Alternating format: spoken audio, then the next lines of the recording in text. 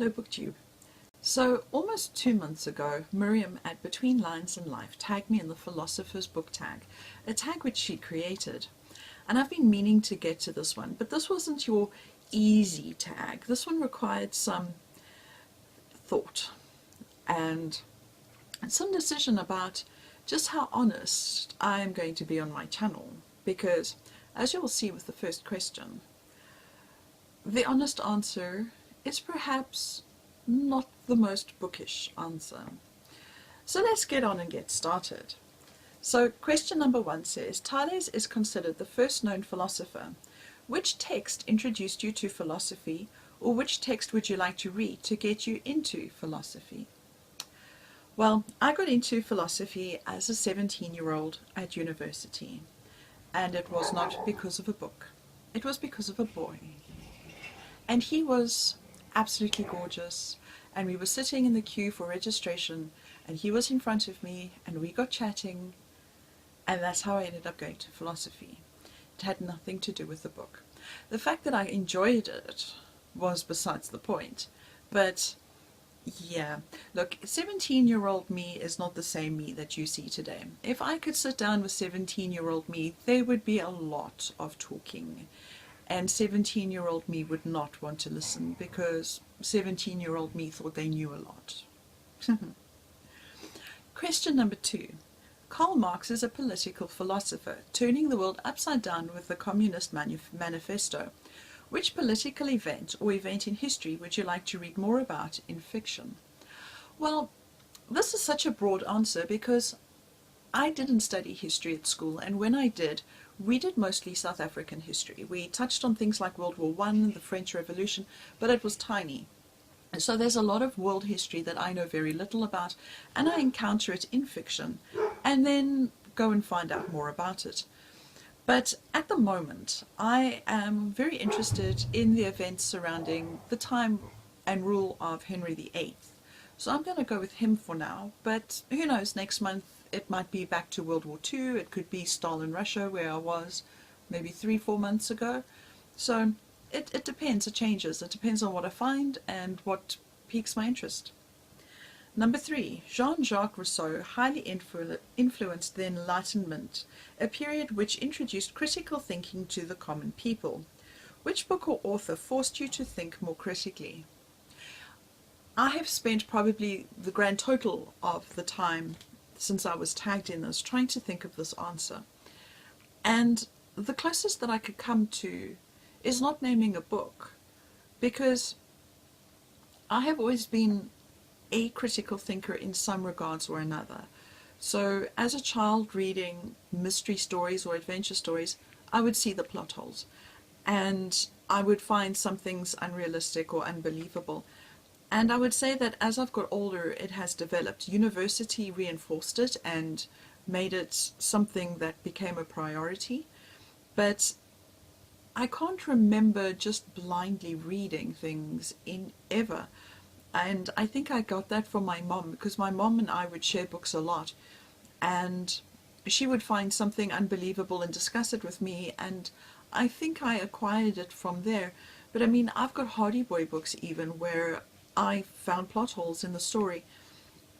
So yeah, but I can't actually name a book, because it's been a gradual process where it started off very minor, very,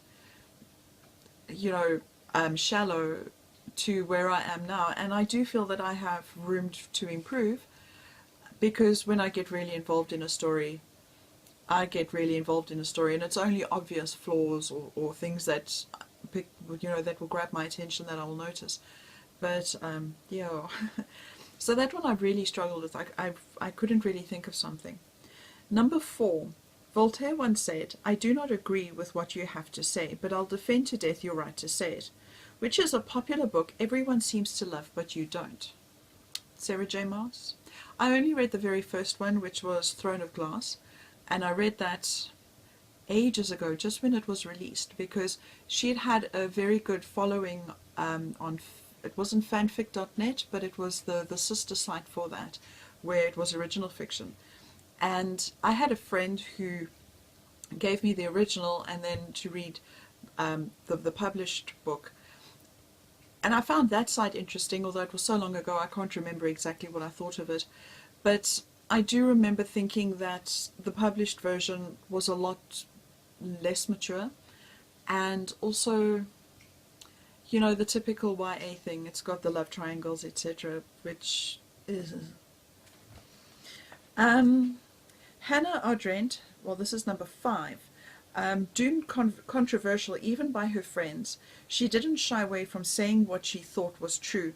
Name a book that will leave readers uncomfortable but tells an important story. Well, I wanted to bring up a book that I haven't spoken about before, so that removes everything from South Africa, which does tell an important story about the issues that were happening during apartheid, etc. So that left me with a very big question mark. So I thought I would go with this one, The Narrow Road to the Deep North by Richard Flanagan. This one won it wasn't the Man Booker, it was I want to say the Nobel Prize, but I don't think it is. The Pulitzer? Was it the Pulitzer? Oh, good Lord. What happens to one's memory when one gets older?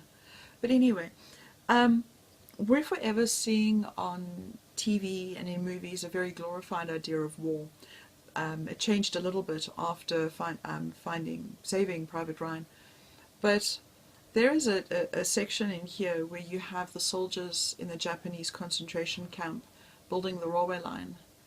And I think it was only a day in their lives that you followed this. I read this in 2015.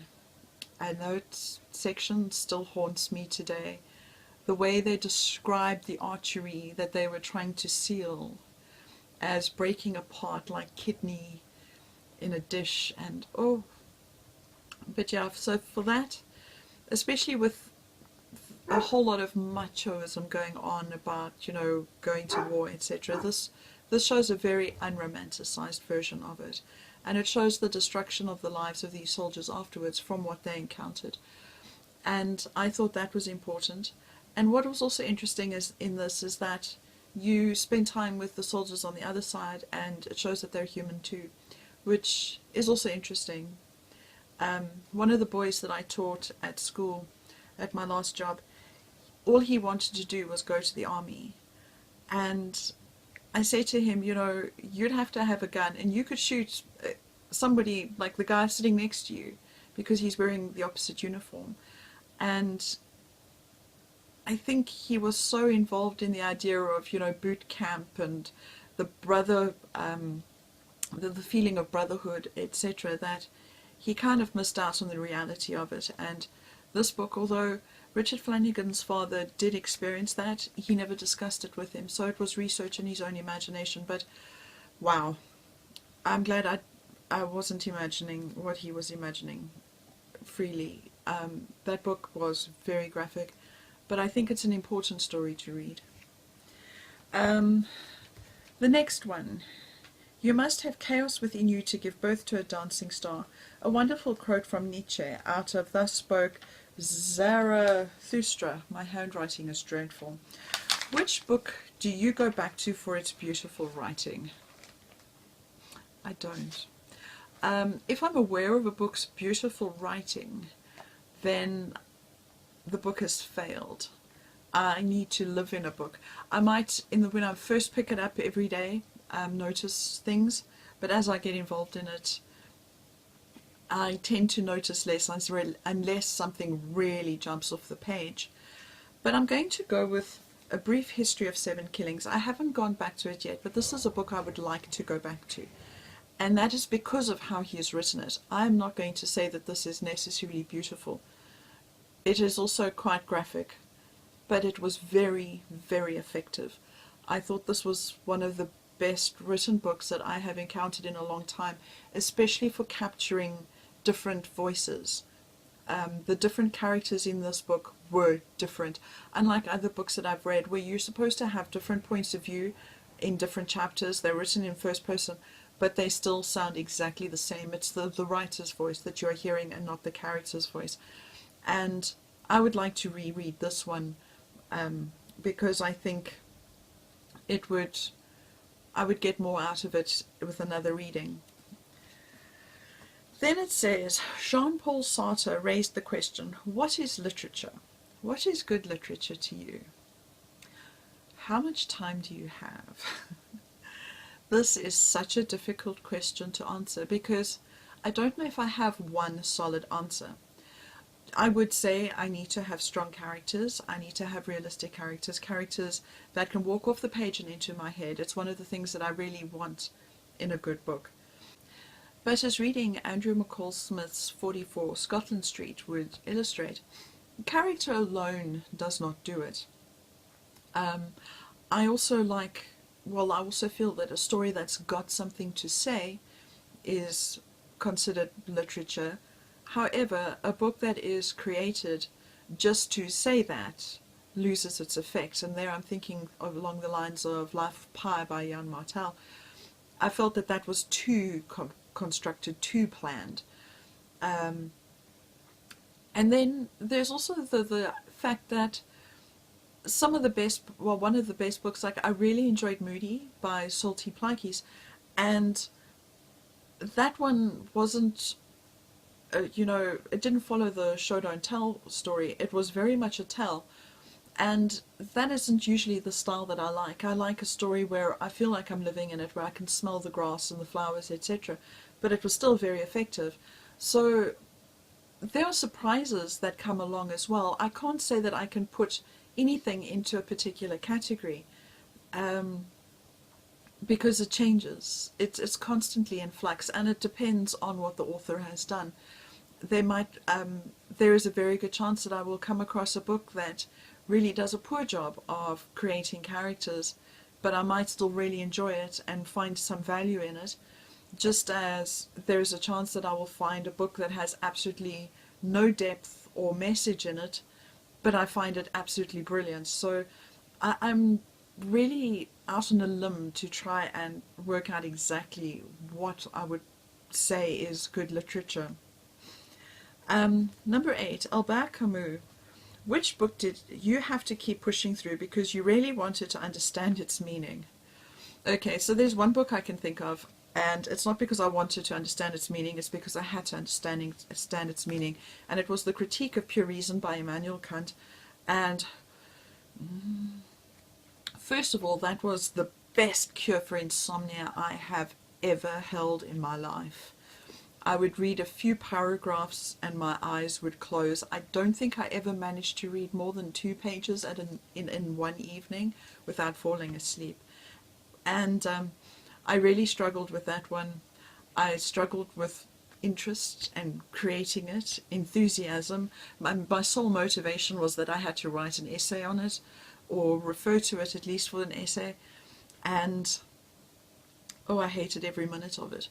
But yeah, if we're looking at fiction, then I'm going to bring up a book that I mentioned in October, but only put on my channel last week, and I'll go with Kafka's The Trial, because although I didn't feel like I needed to push through once again because I wanted to understand it. I had to read it. It was for university. But I'd like to give it a go again now as an adult and see if I can understand its meaning. And I don't know if it will necessarily be a push through now. And then the last question, number 9. Which are 3 philosophers that you would love to sit down with and have a chat? There is one philosopher that I would like to sit down with and have a chat. Only one. His name is René Descartes. And his chair might be heated. There might be a few electric pads. And the conversation is going to start thus. So, animal testing. You thought it was a good idea. Maybe you should reconsider that.